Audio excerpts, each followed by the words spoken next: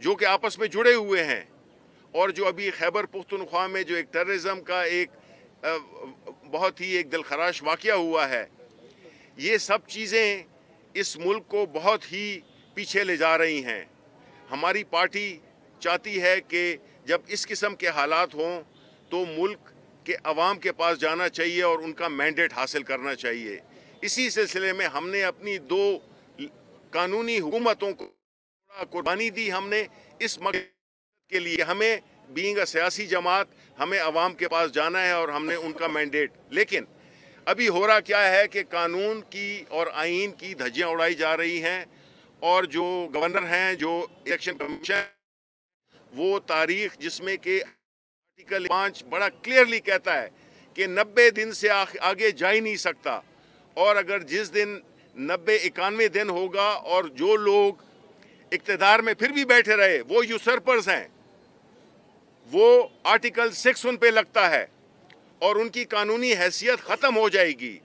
इसलिए हमने Lahore high court में हमने अपनी पटिशन दाखिल की, और इसी तरह पेशावर हाई कोर्ट में, कि अब हमारा चूँकि इन पे एतबार नहीं है, हम अदालत साफ मांग रहे हैं। पूरी कौम की नज़रें हमारे अदालतों पे लगी हुई है कि अगर कानून और आइन की पासदारी कोई कर सकता है तो वो ये मुअज़्ज़ज़ अदालतें हैं, और हम पाकिस्तान के अवाम उम्मीद करते हैं कि ये इंसाफ देंगे, और जल्द अज जल्द जो कानून में आर्टिकल 105 में जो प्रोविज़न दी गई है कि 90 दिन से 91 दिन, 90 दिन और 5 घंटे भी नहीं हो सकते, तो इसलिए इसलिए हम इधर आए हैं। और आज की जो लीगल प्रोसीडिंग्स हैं उसके बारे में हमारे जो लॉयर हैं वो आपको बताएंगे, लेकिन हमारा बुनियादी मकसद यही है कि इलेक्शन वक्त पे होने चाहिए, उसकी डेट अनाउंस होनी चाहिए। बिस्मिल्लाहिर्रहमानिर्रहीम। सबसे पहले तो मैं ये कहूँ कि शुक्र अल्हम्दुलिल्लाह, अदालत ने, आला अदलिया ने हमारी बात सुन भी ली और उसके साथ एग्री भी किया। इलेक्शन कमीशन से कमेंट्स मांगे, गवर्नर से कमेंट्स मांगे, प्रोविंशियल गवर्नमेंट से कमेंट्स मांगे 3 दिन में। इसका मकसद ये है कि जो 90 डेज़ के अंदर इलेक्शन आइन ने बताया है वो उसके साथ अदालत ने एग्री किया है, इसीलिए कमेंट्स मांगे हैं। अब हम इधर क्यों बैठे हैं? जो गवर्नर ने ख़त लिखा है इलेक्शन कमीशन को, वो ख़त, वो एडवाइस उसका हक नहीं बनता, वो उसका इख्तियार नहीं है। गवर्नर के पास सिर्फ एक जिम्मेदारी है, और वो ये है कि वो विदिन 3 मंथ्स, विदिन 90 डेज तारीख बताए, ये ना कि वो लोगों को नसीहतें करते फिरें कि आप ये देखें। फिर दूसरी बात ये है कि हम इसलिए भी बैठे हैं यहाँ कि अगर मार्च में बाई इलेक्शन अनाउंस हो सकते हैं तो फिर 90 डेज़ के अंदर 2 सूबाई हुकूमतों के, 2 सूबाई असम्बलीज़ के इलेक्शंस क्यों नहीं हो सकते? तो जो गवर्नर का ख़त है और जो बाई इलेक्शंस के डेट्स हैं, उसको देखकर हमें शक पड़ा कि हुकूमत की नीयत ठीक नहीं है, लिहाजा हम अदालत के पास आ गए हैं। अब इंटरेस्टिंग बात यह है कि हुकूमत ने भी एग्री किया। वो कैसे? उनके आर्गूमेंट्स ये है कि जनाब 154 दिन चाहिए इलेक्शन के लिए, और 90 डेज़ में से 154 निकाल के 36 बनते हैं, तो ये 36 दिन कंसल्टेशन है, 36 दिन कंसल्टेशन है और 54 दिन इलेक्शन के लिए चाहिए। तो गवर्नर के पास 36 दिन है। तो मैं समझता हूँ कि भट्ट साहब अगर अदलिया ये फैसला करे कि विदिन 30 डेज़ वो डेट दे दें, लेकिन तो हम ये हमारी जो व्यू पॉइंट है वो मानने वाली बात है। तो इस वक्त शुक्र है अदलिया ने भी एग्री किया, कमेंट्स मांगे, और मैं समझता हूँ कि अगर ये ज़्यादा लंबा खींचेंगे तो डेट अनाउंस करने में 36 दिन लेंगे। भट्ट साहब आपसे बात करें। आप बस अच्छा, एक सूरत हाल मैं आपके सामने रखना चाहता हूँ, वो ये है कि कॉन्स्टिट्यूशनल ऑब्लिगेशन है गवर्नर पर आर्टिकल 105 सब आर्टिकल 3 के तहत कि जब चीफ मिनिस्टर की एडवाइस पे डिज़ोल्व करेगा असेंबली को, तो 90 डेज़ के अंदर उसने इलेक्शन की डेट देनी है ताकि इन 90 डेज़ के अंदर इलेक्शंस हो जाएं। इसमें इफ एंड बट नहीं है। फिर इस कॉन्स्टिट्यूशनल ऑब्लिगेशन को देखते हुए इलेक्शन कमीशन ने भी गवर्नर को लेटर लिखा है और कहा है कि 15 से 16 अप्रैल तक के 17 अप्रैल तक 15 और 17 अप्रैल की डेट जो है वो आप इलेक्शन के लिए दे दें। इलेक्शन कमीशन के लेटर के जवाब में गवर्नर साहब ने कहा है कि हाँ आपने ठीक कहा है, ये कॉन्स्टिट्यूशनल ऑब्लिगेशन है, लेकिन आप एजेंसियों से पूछ लें, उसके बाद आप डेट रखें, इसलिए कि लॉ एंड ऑर्डर की सिचुएशन है। लेकिन गवर्नर साहब ने आर्टिकल 218 को भुला दिया, जो कि वैसे ही इलेक्शन कमीशन की जिम्मेदारी बनाता है कि उसने ट्रांसपेरेंट और लॉ एंड ऑर्डर की सिचुएशन को महफूज रखते हुए डेट फिक्स करनी है, और इलेक्शन कमीशन ने वो डेट दी हुई है।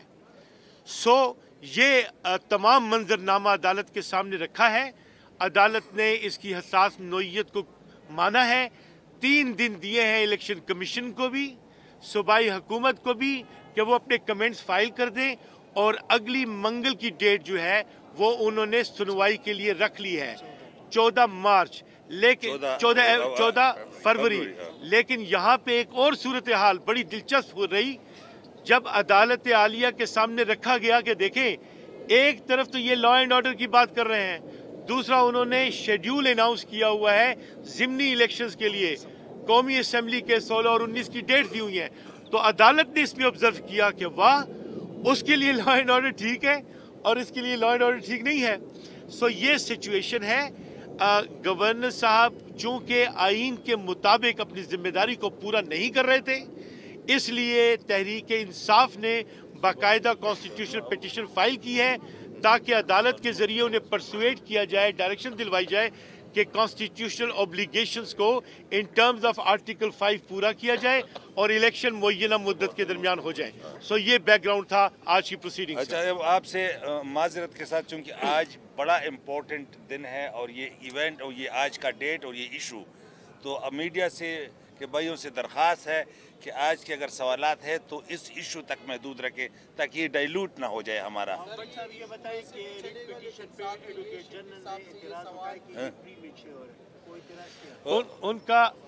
उनका एतराज़ बादियों नज़र में ही रद्द हो गया, इसलिए कि अदालत ने कहा कि आप इस बात को रहने दें, आप कमेंट्स लेके आए, अपना जवाब दीजिए। अदालत की ये जो डायरेक्शन है उसमें ये पोजीशन वाज़े थी, और गवर्नर साहब के इस उज़र को मैं कानूनी नहीं समझता, डेविएशन समझता हूँ कानूनी उसलूब से। नहीं, लेकिन ये अब उन्होंने 3 दिन के लिए नोटिस हो गया है कि 3 दिन के अंदर कमेंट्स जमा करें, तो फिर तो वो अर्गू ख़त्म हो गया। अब तो हमें देखना ये है कि हमें डेट कब मिलती है। नेक्स्ट मेरे ख्याल से 14 को जो डेट मिली है हमें, इंशाल्लाह पूरी उम्मीद है हमें कि जो सूबाई हुकूमत जो हमारा मौक़िफ़ है तारीक़ इंसाफ का, जिसके लिए असम्बलियाँ तोड़ी गई कि जी 90 डेज़ में ही, क्योंकि आइन को सामने रख कर हमने असम्बलियाँ तोड़ी थी, वैसे नहीं तोड़ी थी। हमें पता था कि 90 डेज़ में इलेक्शन होने वाले हैं। अब जो कुछ हो रहा है आइन से इनहराफ की कोशिश हो रही है, इसलिए हम अदालत आए हैं। इंशाल्लाह हमें पूरा यकीन है कि अदालतें कम से कम आइन से इनहराफ नहीं होने देगी इंशाल्लाह। 14 फरवरी को जो तारीख दी है, 14 फरवरी को वैलेंटाइन डे है, तो अदालत की छुट्टी है कि नहीं? देख इलेक्शन की जो इसमें आप कह रहे हैं ताख़ीर हो रही है, क्या एस्टैब्लिशमेंट इसमें इन्वॉल्व है? देखिए, जो 14 फरवरी है उसके ऊपर तो कभी छुट्टी हुई नहीं है। पता नहीं आपको कब से पता चला है कि 14 फरवरी को छुट्टी होती है। और देखिए, मैं ये कह रहा हूँ कि 14 को उन्होंने डेट दी है। जो प्ली हुकूमत ने ली है वो ये है कि वो कहते हैं कि गवर्नर 36 दिन तक टाइम ले सकता है। उन्होंने आर्गू ये नहीं किया कि गवर्नर का लेटर ठीक है, लेट हो सकते हैं। तो मैं समझता हूँ कि अगर 14 तारीख को अदलिया डिसाइड करे आइन के मुताबिक, तो हमें तो खुशी होगी। आज भी हमारा मौक़िफ़ माना गया और इंशाल्लाह 14 को भी मानेंगे। एस्टेब्लिशमेंट का इसमें कोई रोल नहीं है। ना एस्टेब्लिशमेंट, मैं यही कह रहा हूँ कि इलेक्शन का तारीख बताना गवर्नर का काम है, और एस्टेब्लिशमेंट का इस पूरे प्रोसेस में आइन में जिक्र ही नहीं है। तो अगर जिक्र ही नहीं है तो गवर्नर साहब अगर जिक्र करते तो करते, क्योंकि इसमें एस्टेब्लिशमेंट का जिक्र ही नहीं है, तो इसके बारे में हम क्या कहें? क्या आपका बर वक्त गवर्नरशिप से इस्तीफा देना गलती थी? अगर आप गवर्नर से इस्तीफा सर छोड़े वो बातें अभी वो नहीं, देखिए वो देखो कुछ पॉलिटिक्स में एथिक्स भी होते हैं। मैं गवर्नर विफाक का नुमाइंदा होता है और मैं इस विफाक का नुमाइंदा नहीं बन सकता था। साहब ये बता दें कि जेल भरो तहरीक यार प्लीज ना ना बस खूने नाहक बहुत पी चुकी ये जमीन, अब कोई दिन में ये खून उगलने को है। खत्म हो जाएगी ये तमाशागरी, वक्त पलटेगा रोजे जजा की तरह। ये जो पेशावर में ताजा लहू है बहा, एक क़यामत करेगा फलक पर बपा। गम की सलमनाक घड़ी में बोल सानह पेशावर में शहीद होने वालों के लवाहिकीन के साथ। सब्सक्राइब करें और बेल दबाएं ताकि कोई खबर रह न जाए।